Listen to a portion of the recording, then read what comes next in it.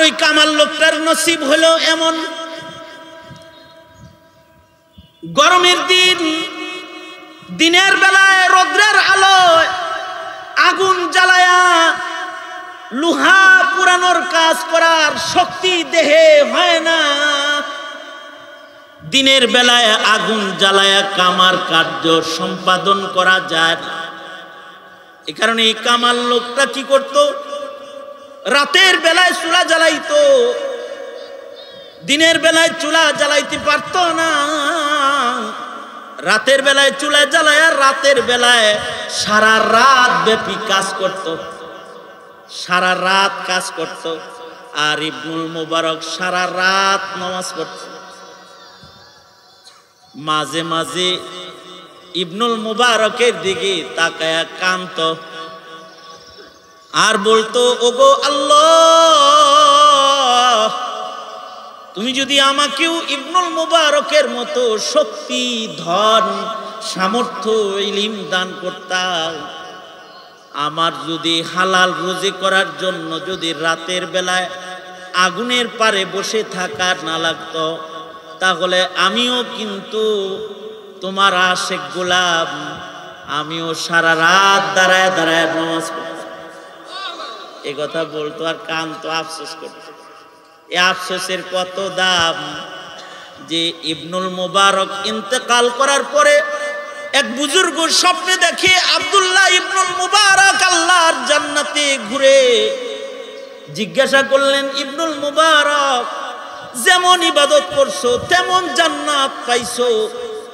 ইবনুল মুবারক বলে, আমি আর কি জান্নাত পাইছি, আমার জান্নাতের চেয়েতে আমার বাড়ির সামনের বাড়িওয়ালা কামার লোহার যে লোকটা, ওই লোকটাকে আল্লাহ তাআলা আমার জান্নাতের চেয়েতে বড় জান্নাত দান করেছে। আমি যখন জেলখানায় ছিলাম একই রুমের ভিতরে রয়েছি, তো আজকে ওই যে ওই জাকির কাসিমি সাহেবের ওখানে মাহফিল ছিল, কাবলাল আসর আমি ওখানে বয়ান করছি, উনিও ছিল। তো উনি আর আমাদের খুরশিদ আলম কাসিমি সাহেব মোটামুটি কোরআন তেলাওয়াতের পাল্লা লেগে যেত, পাল্লা লেগে যেত। মানে কাসিমি সাহেব তো, খুরশিদ কাসিমি সাহেব তো একদিনে 10 পারা পড়ে হলে। তো এখন জাকির কাসিমি সাহেব চেষ্টা করতো যে ওনারে ওভারটেক করতে না পারি তো ওনার কাছাকাছি চলে যায়। সবের দ্বারা একরকম হয় না। আমারে জিগাইতো যে তুই কয় পারা পড়ছস? খুরশিদ কাসিমি সাহেব কইতো যে তুই কয় পারা পড়লি? আমি আমনগর তেলাওয়াত দেখছি। আমার দেহে 10 পারা পড়ার মতো শক্তি আপনার দেহে আছে, আমার দেহে নাই। আমি বললাম, তাই আমারে কি আল্লাহ আপনি যে পড়লেন, আমি যে আপনার দেখলাম, তাতে কিছু সওয়াব দিব না? হ্যাঁ, দেখা দেখা সওয়াব নিতে চাস?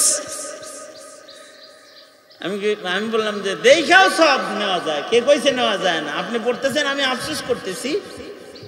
হ্যাঁ, তাইলে তো পাওয়া গেছে। কেউ যদি ইবাদত করে আর কেউ যদি আফসোসও করে,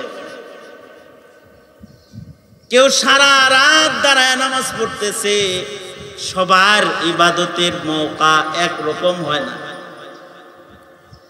যেমন আব্দুল্লাহ ইবনুল মুবারক রহমাতুল্লাহি আলাইহি ইশার নামাজ পড়ে দাঁড়ায় যেতেন, ফজরের নামাজ পর্যন্ত তাহাজ্জুদের নামাজে দাঁড়ায় থাকতেন। সুবহানাল্লাহ বললেন না? আগামীকালকে বললেন রমজানের একটা সুবহানাল্লাহ 70 গুণ বেশি সওয়াব। বলেন আওয়াজ করে সুবহানাল্লাহ বলেন। আব্দুল্লাহ ইবনুল মুবারক রহমাতুল্লাহ আলাইহি অনেক বড় মুহাদ্দিস ছিলেন, অনেক বড় ওলি কামেল ছিলেন, অনেক বড় ধনী ছিলেন, অনেক বড় ধনী ছিলেন, কোটি কোটি টাকার মালিকও ছিলেন, ইলমের মালিকও, আমলের মালিকও, টাকার মালিকও। এরকম মজমা আল্লাহ সবার ভেতরে ঘটায় না। এটা সাহাবীদের ভিতরেও সবার ভিতরে ঘটায় নাই। যেমন হযরত উসমানকে মালও দিছে, ইবাদতও দিছে, ইলমও দিছে, যোগ্যতাও দিছে, খেলাফতও দিছে, সব দিছে। এরকম সব কি আর উসমান হবে? কি বেবলার মতো চায় রইছেন কেন? কোন কথা কোন আমার লাগে? সবাই উসমান হবে? নিজের হাতে আল্লাহর কালাম প্রথম, ফার্স্ট টু লাস্ট, কোরআনে কারীম, মুসহাফ কোরআনের মুসহাফ লিখিত প্রথম লেখক, পুরাটা মুকাম্মাল এক হাতে লেখা একজন সাহাবীর বিশেষত্ব, তিনি হলেন হযরত উসমান ইবনে আফফান রাদিয়াল্লাহু আনহু। কাতিবে ওহী অনেকেই ছিলেন। হযরত আমির মুআবিয়া রাদিয়াল্লাহু আনহু কাতিবে ওহী ছিলেন। আবার আরেক দিক দিয়ে ধন কিরকম ছিল, উসমানের একদিনের সাদাকার সাথে আরেকজনের বছরের সাদাকার তুলনা চলে না। হযরত উসমানের জীবনে এমন সাদকা আছে, এমন সাদকা উনি করছেন যে ওনার সুবহানাল্লাহ বলার লেগে রেডিও বহেন, আগেই কয়েন না, আমি খবরটা ডেলিভারি দিয়া লই, আগেই কইতেছেন সুবহানাল্লাহ মিয়া, আমি খবরটা দেই তারপরে ভালো করে একটা সুবহানাল্লাহ বলেন। হযরত উসমানের জীবনে এমন সাদকা করেছেন যে ওনার একদিনের সাদকায় মদিনার দুর্ভিক্ষ হারায় গেছে। সবার কপালে এইটা নসিব হবে? আবার যেমন হযরত আব্দুর রহমান বিন আউফ রাদিয়াল্লাহু আনহু একদিকে ধনী ছিলেন, আরেকদিকে আশারায়ে মুবাশশারা 10 সাহাবী যাদের আল্লাহর রাসূল বলছেন তুমি জান্নাতি, তুমি জান্নাতি, তুমি জান্নাতি, তুমি জান্নাতি, 10 এর ভিতরে অন্যতম একজন আশারায়ে মুবাশশারা। আবার ধনী, আবার আবেদও পারো, বদরে গুরুত্বপূর্ণ ভূমিকা রেখেছেন বদরের যুদ্ধে, আসহাবুল বদরিনদের একজন। এই সব ফজিলত অনেক সময় একজনের ভিতরে আয়া পড়ে, এও এক নসিব। আল্লাহ তাআলা সবাইকে সবকিছুর জন্য কবুল করে না। সাহাবীদের ভিতরে আবার কেউ কেউ ছিল সারা বছর রোজা রাখত। সারা বছর রোজা রাখায় কি চারটিখানি কথা? কেউ কেউ আছে, ইকো বন্ধ করে দে, ইকো বন্ধ করে। কেউ কেউ আছে সারা বছর কোরআনের খতম করত, 2 রাকাত নামাজে 1 খতম কোরআন শরীফ পড়তো হযরত উসমান। যারা 2 রাকাত নামাজে পুরা কোরআন খতম করেছে তাদের মধ্যে অন্যতম সাহাবী হলেন হযরত উসমান ইবনে আফফান রাদিয়াল্লাহু আনহু। অন্যতম 2 রাকাত নামাজে কয়েকজন সাহাবী কোরআন খতম করছে, তার ভিতরে উনি একজন। আর 2 রাকাত নামাজে কয়েকজন তাবেঈ কোরআন খতম করছে 2 রাকাত নামাজে, তাদের ভিতরে অন্যতম একজন হলেন ইমামুনা ইমামুদ দুনিয়া ইমামে আজম আবু হানিফা রাহমাতুল্লাহি আলাইহি। 2 রাকাত নামাজে কোরআন খতম করছে। সবাই 2 রাকাত নামাজে খতম করব? হ্যাঁ হ্যাঁ, সবাই কি তাই পারবো? এই আব্দুল্লাহ ইবনুল মুবারক একদিকে ধন ছিল, উনি বলেন লাউলাদ দানানি লাতাদাম্মালানি হাউলাইল হুমাকা, এই আমার জগতের এই লোকগুলা আমারে বুকা বানায় হালাইতো যদি আমার টাকা পয়সা না থাকতো। একই কথা ইমামে আজম আবু হানিফাও বলছেন। হযরত এইরকম ধনওয়ালাও ছিলেন। আবার ইবাদত কিরকম করতেন? ইবাদতের যোগ্যতা ছিল এমন যে এশা পড়া দাঁড়াইতো ফজর পর্যন্ত নামাজ পড়তো রাতের বেলায়।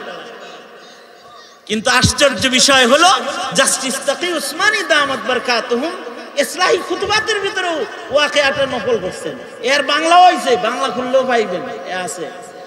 আশ্চর্য বিষয় হলো ওনার আমলেই একজন লোহার কামার লোক আছে, কামার গরমের দিনে রাতের বেলায় ছাদের উপরে দাঁড়ায়া ইবনুল মুবারক নামাজ পড়তো। ছাদের উপরে বাতাস লাগতো, ঠান্ডা গায়ে বাড়ির ছাদের উপরে দাঁড়ায়া সারা রাত নফল পড়তো চাঁদের আলোতে, গরমের দিন। আর ওই কামাল লোকটার নসিব হলো এমন,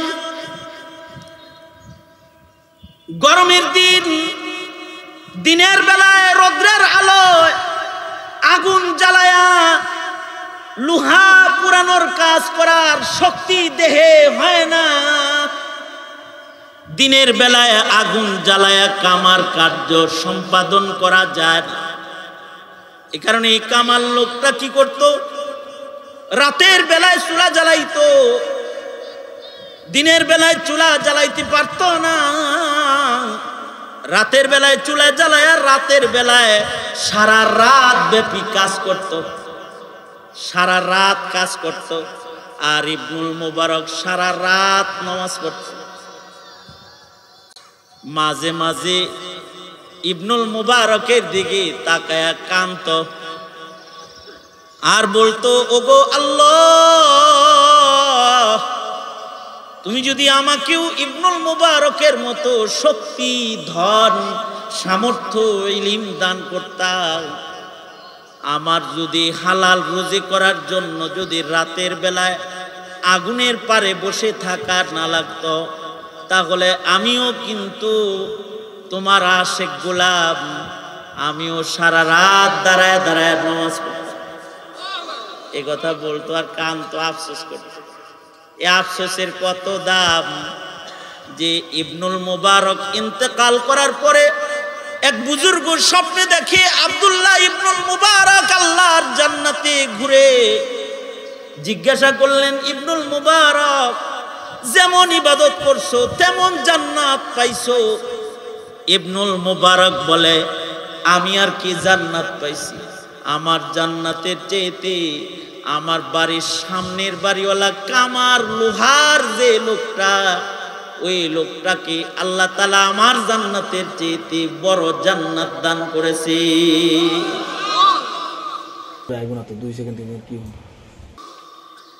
এটা কেমনে দিল?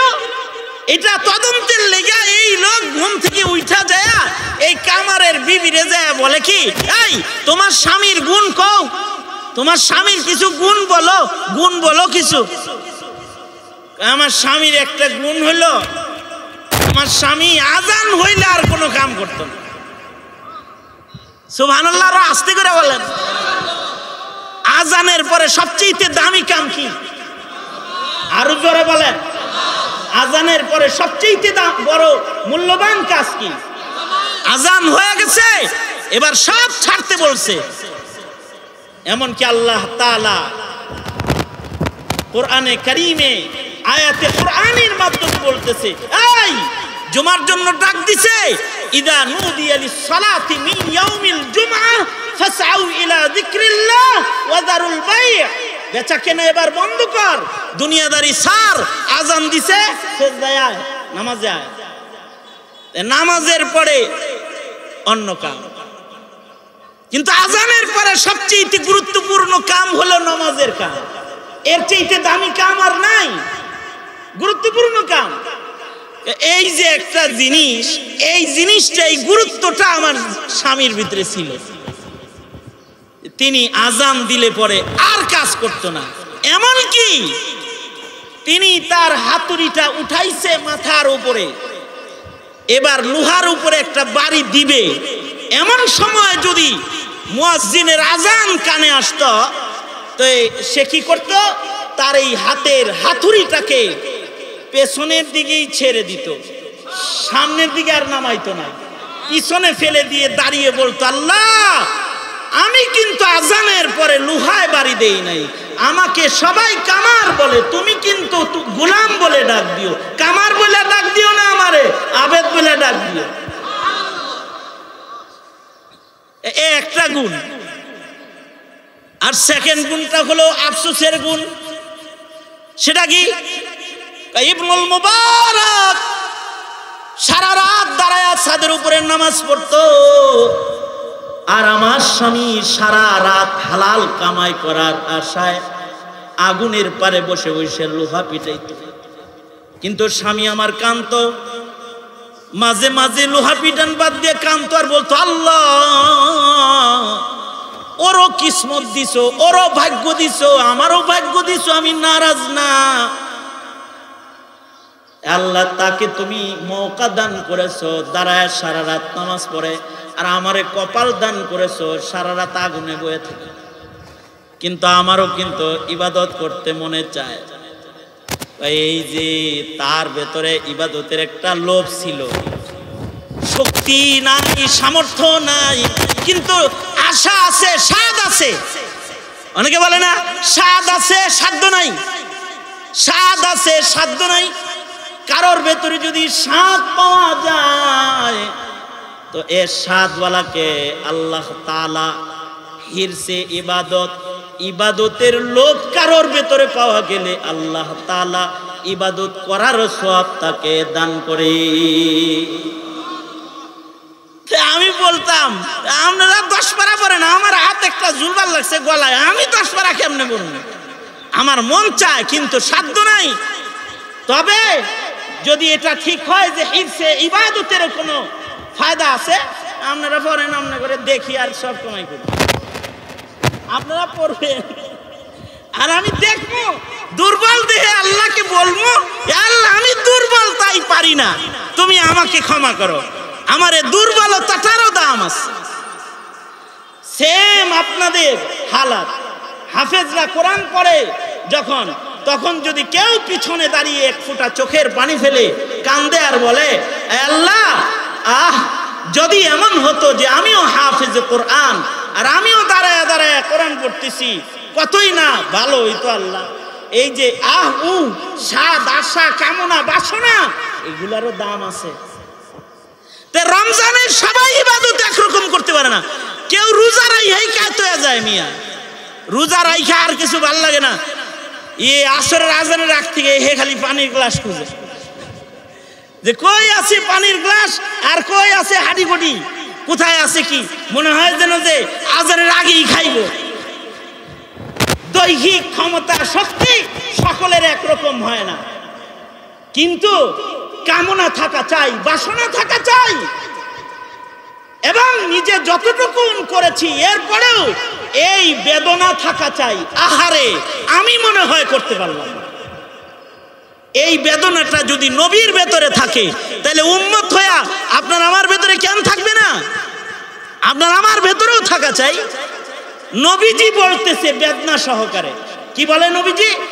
মা আরাফনাকা হাক্কা মারিফাতিক, মা আরাফনাকা হাক্কা মারিফাতিক ওয়া মা আবাদনাকা হাক্কা ইবাদাতিক।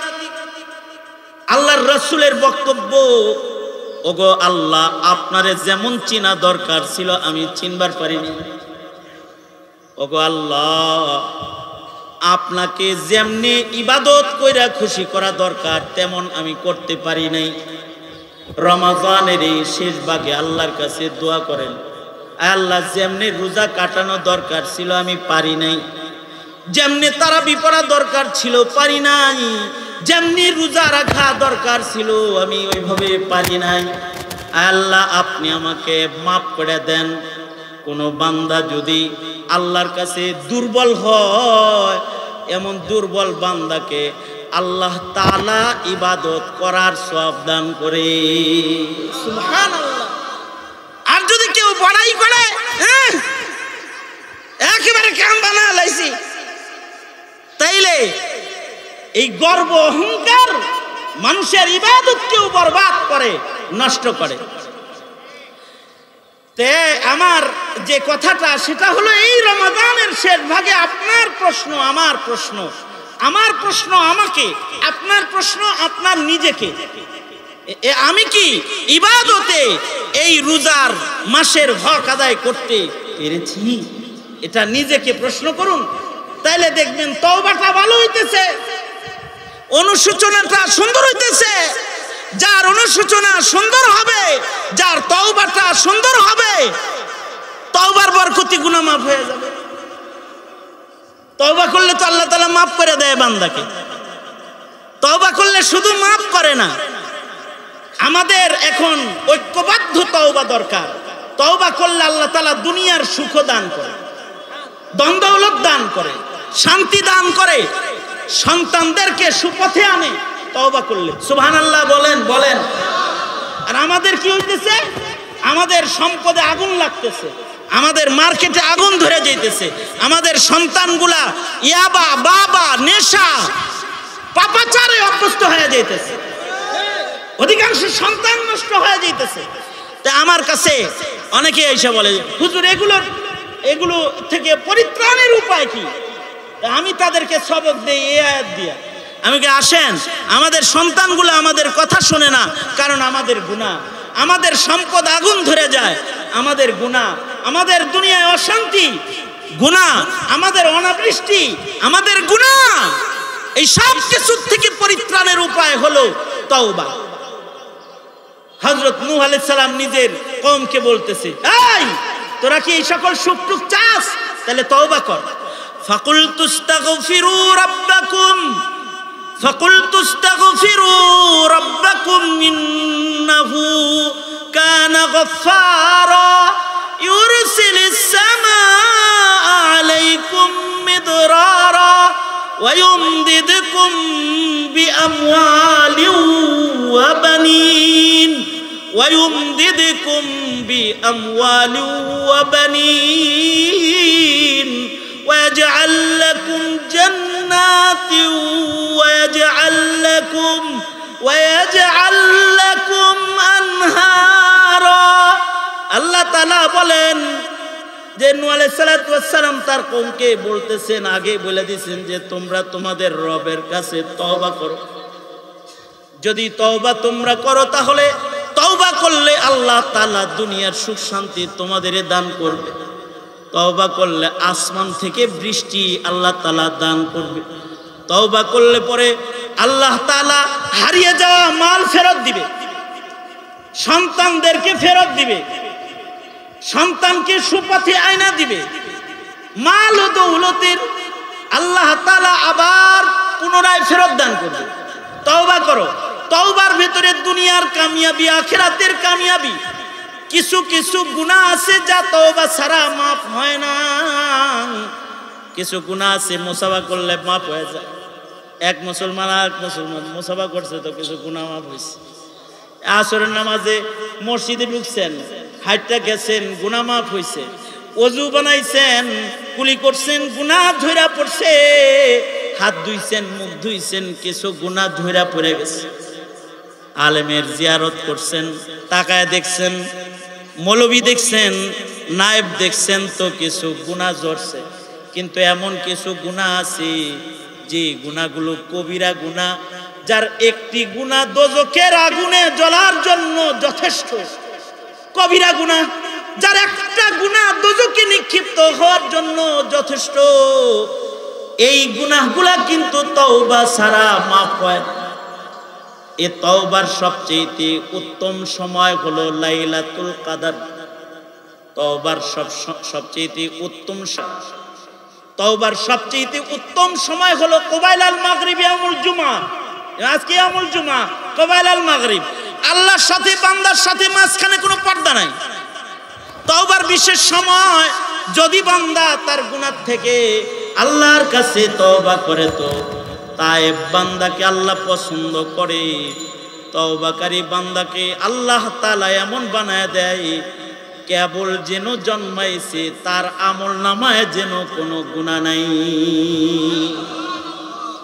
আমল নামায় কোনো গুনাহই নাই। তো ওই রকম একটা তওবা রমাদানের এই কয়েকদিনের ভিতরে আধার রাত্রে উঠা ঘরের কোণে বৈশা করে আলাম। নারীরাও করে ফেলান, পুরুষরাও করে ফেলান, মা বোনেরা ঘরের কোণে বসে তওবা করে ফেলান। আল্লাহর কাছে নিজের গুনাহ থেকে তওবা করে ফেলেন। নিজেরা তওবা করেন। কিভাবে তওবা করবেন? আল্লাহর রাসূল তওবা শিখাইছেন। বলেন আমার সাথে, আস্তাগফিরুল্লাহ রাব্বি মিন কুল্লি যামবি ওয়া আতুবু ইলাইহি লা হাওলা ওয়ালা কুওয়াতা ইল্লা বিল্লাহিল আলিয়্যিল আযীম। জোরে পড়েন, আস্তাগফিরুল্লাহাল্লাযী লা ইলাহা ইল্লা হুয়াল হাইয়ুল কাইয়্যুম ওয়া আতুবু ইলাইহি। সাইয়্যিদুল ইস্তিগফার পড়েন, আল্লাহুম্মা আনতা রাব্বি লা ইলাহা ইল্লা আনতা খালাকতানি ওয়া আনা আবদুকা ওয়া আনা আলা আহদিকা ওয়া ওয়া'দিকা মাস্তাতাতু আবুউ লাকা বিনি'মাতিকা আলাইয়া ওয়া আবুউ বিযামবি ফাগফিরলি ফাইন্নাহু লা ইয়াগফিরুয যুনুবা ইল্লা আনতা। আল্লাহর কাছে বলা, আল্লাহ আপনি ছাড়া আর কে আছে? আপনি ছাড়া আমার আর কোনো মাবুদ নাই। আমি ছাড়া আপনার অনেক বান্দা আছে, আপনি ছাড়া আমার কেউ নাই। আপনি আমারে বানাইছেন, আপনি আমারে দয়া করে হায়াত দিছেন, আপনি আমাকে মায়া কইরা দুনিয়ার জীবন দান করছেন, আপনি আমারে মাফ করেন। করবেন না কেন? করেন। যদি কেউ করে সাইয়্যিদুল ইস্তিগফার যদি প্রতিদিন কেউ একবার পড়ে, বাস দিনের বেলায় মরে যাবে, সোজা জান্নাতে চলে যাবে। জিন্দেগির গুনাহ মাফ। আল্লাহর কাছে মাফ চাইলে আল্লাহ তাআলা খুশি হয়। আল্লাহর কাছে ওই বান্দার বেশি দাম যে বান্দাটা তওবা করে। এ কারণে ইতকুম মিনান নার, দোজখের আগুন থেকে মুক্তির এই মহা সময় যেটা রমাদানের শেষ ভাগে আমাদের অতিক্রম করতেছে, আসুন আমরা তওবা করি, আল্লাহ যেন আমাদের জিন্দেগির গুনাহ মাফ করে। বলেন আমিন। জোরে আওয়াজ করে বলেন আমিন। আল্লাহর রাস্তায় ঈদকে কেন্দ্র করে বেজর রাতের কদর নষ্ট করবেন না, ইনশাআল্লাহ বলেন। আওয়াজ করে বলেন, জোরে বলেন ইনশাআল্লাহ বলেন। ইবাদত কি কমবে না বাড়বে? বাড়বে। দেখেন না সৌদি আরবের দৃশ্য তো দেখেন, প্রথম দশক দ্বিতীয় দশকে যতটুক নামাজ পড়ছে শেষ দশকে তাই পড়ে। এখন বেতেরের পরে আবার কিয়ামুল লাইল করে, আবার রাত্রি 12টা-1টার সময় তেলাওয়াত শুরু হয়ে যায়, আবার তেলাওয়াত চলতে থাকে, পারা পারা কোরআন শরীফ তেলাওয়াত হয়। কারণ কোরআন নাজিলের মাসে এতটুকুন যদি না করে কেউ আল্লাহর কালামের সাথে সম্পর্ক, তো সে করবেটা কি? কিভাবে আল্লাহর সাথে সম্পর্ক করবে? আসুন আল্লাহর কালামের সাথে সম্পর্ক করি। বিশেষভাবে এই যে মাদ্রাসাতুত তারবিয়া আল ইসলামিয়া যারা প্রতিষ্ঠা করেছে তাদের জন্য দোয়া করেন, আল্লাহ তাদের জিন্দেগির গুনাহ মাফ করে, তাদেরকে আল্লাহ তাআলা বারাকা দান করে। যারা এর ইন্তজামে রয়েছে, যারা অনেক উলামা হযরতদেরকে আজকে এখানে জড়ো করেছে, তাদেরও আল্লাহ জাযায়ে খায়ের দান করে। কয়টা মৌলবী তো দেখলেন যে কয়জনকে দাওয়াত দিয়ে আনছে।